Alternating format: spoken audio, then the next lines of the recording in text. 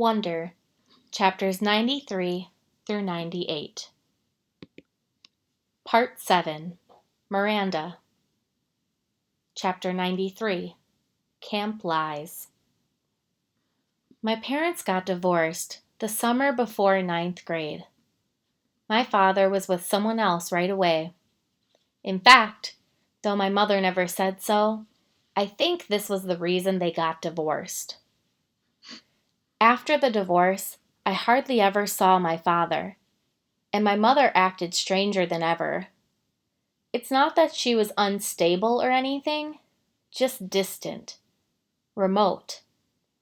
My mother is the kind of person who has a happy face for the rest of the world, but not a lot left over for me. She's never talked to me much, not about her feelings, her life. I don't know much about what she was like when she was my age. Don't know much about the things she liked or didn't like. The few times she mentioned her own parents, who I've never met, it was mostly about how she wanted to get as far away from them as she could once she'd grown up. She never told me why. I asked a few times, but she would pretend she hadn't heard me.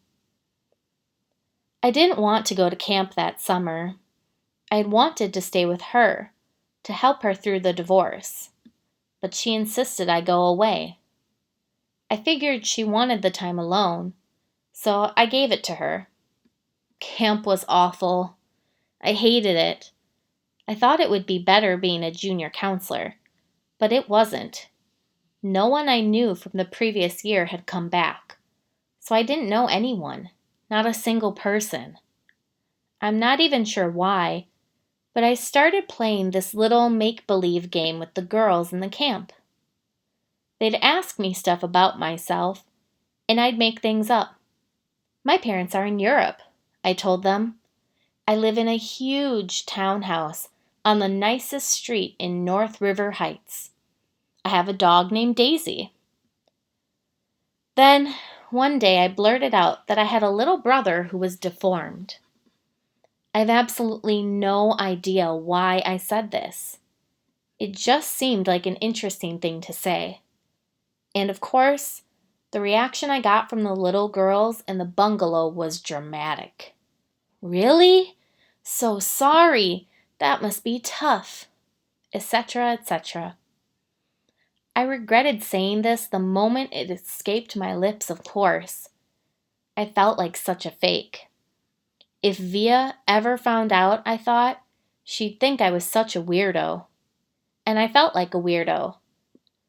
But I have to admit, there was a part of me that felt a little entitled to this lie. I've known Augie since I was 6 years old. I've watched him grow up. I've played with him. I've watched all 6 episodes of Star Wars for his sake, so I could talk to him about the aliens and bounty hunters and all that. I'm the one that gave him the astronaut helmet he wouldn't take off for 2 years. I mean, I've kind of earned the right to think of him as my brother. And the strangest thing is that these lies I told, these fictions, did wonders for my popularity. The other junior counselors heard it from the campers, and they were all over it. Never in my life have I ever been considered one of the popular girls in anything. But that summer in camp, for whatever reason, I was the girl everybody wanted to hang out with. Even the girls in Bungalow 32 were totally into me. These were the girls at the top of the food chain. They said they liked my hair, even though they changed it. They said they liked the way I did my makeup, though they changed that too. They showed me how to turn my t-shirts into halter tops. We smoked. We snuck out late at night and took the path through the woods to the boys' camp. And we hung out with the boys. When I got home from camp, I'd called Ella right away to make plans with her. I don't know why I didn't call Via.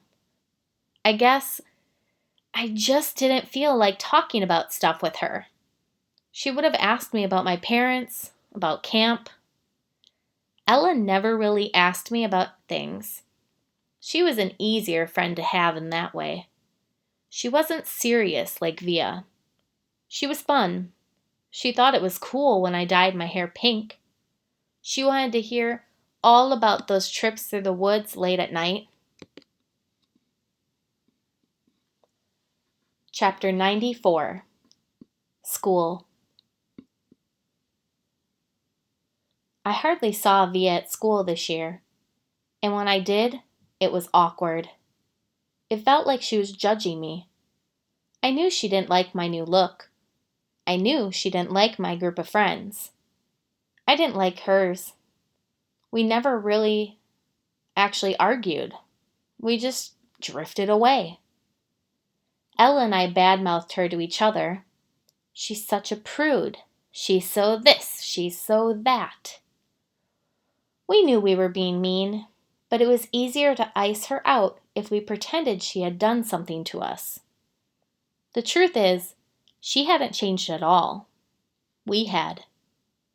We'd become these other people, and she was still the person she'd always been. That annoyed me so much, and I didn't know why. Once in a while, I'd look to see where she was sitting in the lunchroom or check the electives list to see what she'd signed up for. But except for a few nods in the hallway and an occasional hello, we never really spoke to each other. I noticed Justin about halfway through the school year. I hadn't noticed him at all before then, other than that he was the skinny, cutish dude with thick glasses and longish hair who carried a violin everywhere. Then one day I saw him in front of the school with his arm around Via. "So Via has a boyfriend," I said to Ella, kind of mocking. I don't know why it surprised me that she'd have a boyfriend. Out of the three of us, she was totally the prettiest. Blue eyes and long, wavy dark hair. But she just never acted like she was all that interested in boys. She acted like she was too smart for that kind of stuff. I had a boyfriend too, a guy named Zach. When I told him I was choosing the theater elective, he shook his head and said, "Careful you don't turn into a drama geek." Not the most sympathetic dude in the world, but very cute. Very high up on the totem pole. A varsity jock. I wasn't planning on taking theater at first. Then I saw Via's name on the sign-up sheet, and I just wrote my name down on the list. I don't even know why. We managed to avoid one another throughout most of the semester, like we didn't even know each other. Then one day, I got to theater class a little early, and Davenport asked me to run off additional copies of the play he was planning on having us do for the spring production, The Elephant Man. I'd heard about it, but I didn't really know what it was about. So I started skimming through the pages while I was waiting for the Xerox machine. It was about a man who lived more than 100 years ago named John Merrick, who was terribly deformed. "We can't do this play, Mr. D," I told him when I got back to class. And I told him why. "My little brother has a birth defect and has a deformed face, and this play would hit too close to home." He seemed annoyed and a little unsympathetic. But I kind of said that my parents would have a real issue with the school doing this play. So anyway, he ended up switching to our town. I think I went for the role of Emily Gibbs because I knew Via was going to go for it too. It never occurred to me that I'd beat her for the role. Chapter 95. What I Miss Most. One of the things I miss the most about Via's friendship is her family. I loved her mom and dad. They were always so welcoming and nice to me. I knew they loved their kids more than anything. I always felt safe around them, safer than anywhere else in the world. How pathetic that I felt safer in someone else's house than in my own, right? And of course, I loved Augie. I was never afraid of him, even when I was little. I had friends that couldn't believe I'd ever go over to Via's house. His face creeps me out, they'd say. You're stupid, I'd tell them. Augie's face isn't so bad once you get used to it. I called Via's house once just to say hello to Augie. Maybe part of me was hoping Via would answer. I don't know.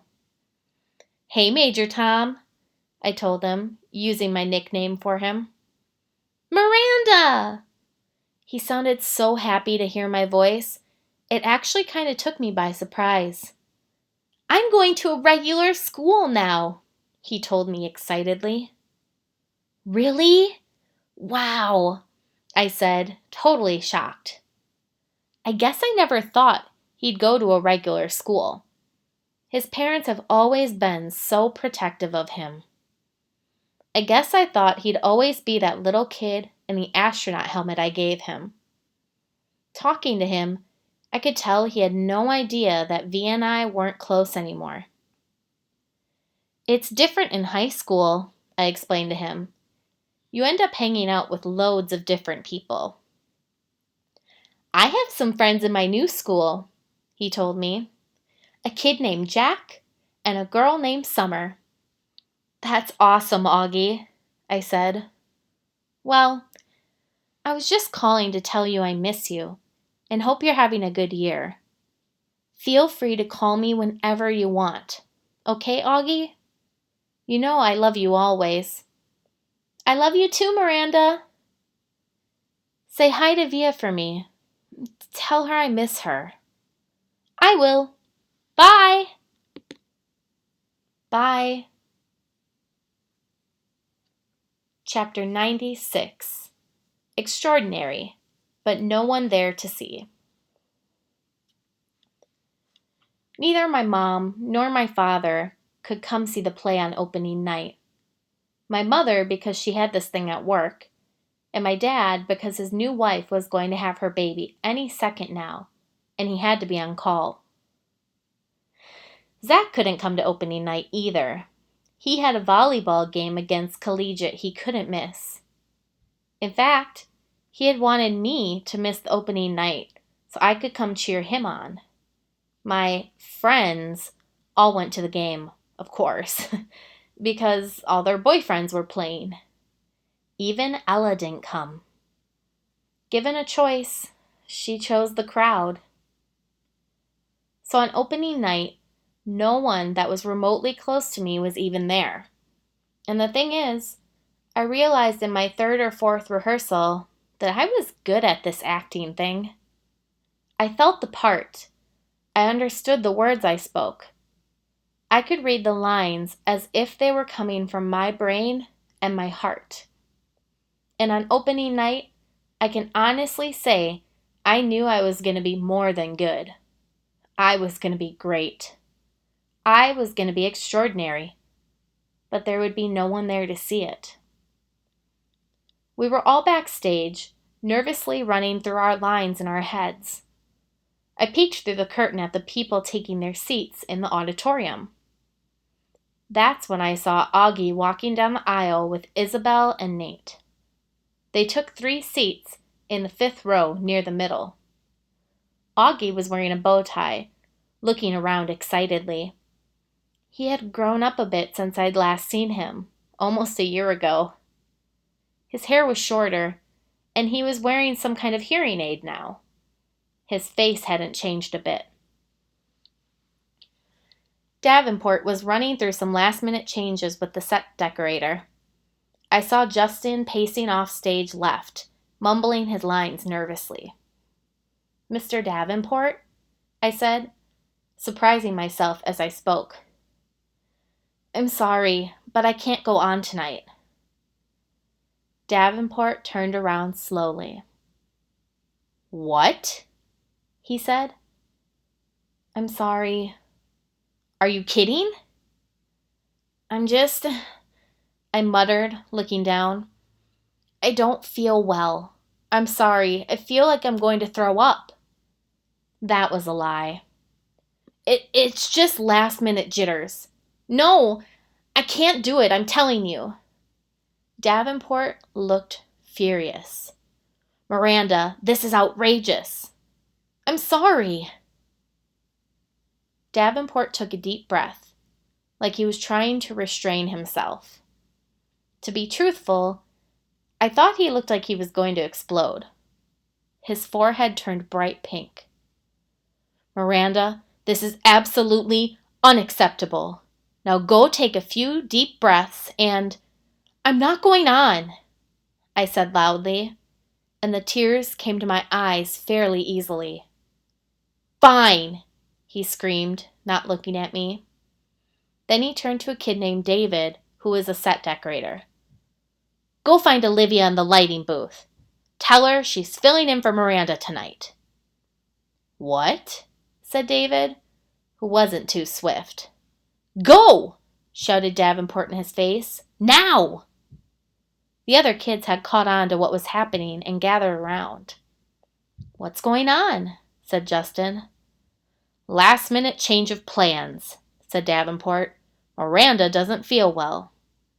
"I feel sick," I said, trying to sound sick. "So why are you still here?" Davenport said to me angrily. "Stop talking, take off your costume, and give it to Olivia. Okay? Come on, everybody, let's go, go, go!" I ran backstage to the dressing room as quickly as I could and started peeling off my costume. 2 seconds later, there was a knock, and Via half opened the door. "What is going on?" she said. "Hurry up, put it on," I answered, handing her the dress. "You're sick?" "Yeah, hurry up." Via, looking stunned, took off her t-shirt and jeans and pulled the long dress over her head. I pulled it down for her and then zipped up the back. Luckily, Emily Webb didn't go on until 10 minutes into the play, so the girl handling hair and makeup had time to put Via's hair up in a twist and do a quick makeup job. I'd never seen Via with a lot of makeup on. She looked like a model. "I'm not even sure I'll remember my lines," Via said, looking at herself in the mirror. "Your lines." "You'll do great," I said. She looked at me in the mirror. "Why are you doing this, Miranda?" "Olivia!" It was Davenport, hush shouting from the door. "You're on in 2 minutes. It's now or never." Via followed him out the door, so I never got the chance to answer her question. I don't know what I would have said anyway. I wasn't sure what the answer was. Chapter 97, The Performance. I watched the rest of the play from the wings just off stage, next to Davenport. Justin was amazing, and Via, in that heartbreaking last scene, was awesome. There was one line she flubbed a bit, but Justin covered for her, and no one in the audience even noticed. I heard Davenport muttering under his breath, "Good, good, good." He was more nervous than all the students put together. The actors, the set decorators, the lighting team, the guy handling the curtains. Davenport was a wreck, frankly. The only time I felt any regret, if you could even call it that, was at the end of the play when everyone went out for their curtain calls. Via and Justin were the last of the actors walking out on stage, and the audience rose to their feet when they took their bows. That, I admit, was a little bittersweet for me. But just a few minutes later, I saw Nate and Isabel and Augie make their way backstage, and they all seemed so happy. Everyone was congratulating the actors, patting them on the back. It was that crazy backstage theater mayhem where sweaty actors stand euphoric while people come worship them for a few seconds. In that crush of people, I noticed Augie looking kind of lost. I cut through the crowd as fast as I could and came up behind him. "Hey," I said, "Major Tom." Chapter 98.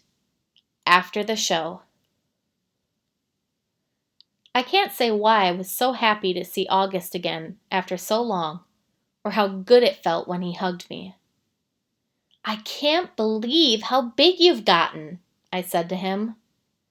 "I thought you were going to be in the play," he said. "I wasn't up to it," I said, "but Via was great, don't you think?" He nodded. 2 seconds later, Isabella found us. "Miranda," she said happily, giving me a kiss on the cheek. And then to August, "Don't ever disappear like that again." "You're the one who disappeared," Augie answered back. "How are you feeling?" Isabel said to me. "Via told us you got sick." "Much better," I answered. "Is your mom here?" said Isabel. "No, she had work stuff, so it's actually not a big deal for me," I said truthfully. "We have 2 more shows anyway, though I don't think I'll be as good as Emily as Via was tonight." Nate came over, and we had basically the exact conversation. Then Isabel said, "Look, we're going to have a late-night dinner to celebrate the show. Are you feeling up to joining us? We'd love to have you." "Oh, no," I started to say. "Please," said Augie. "I should go home," I said. "We insist," said Nate. By now, Via and Justin had come over with Justin's mom, and Via put her arm around me. "You're definitely coming," she said, smiling her old smile at me. They started leading me out of the crowd, and I have to admit, for the first time in a very, very long time, I felt absolutely happy.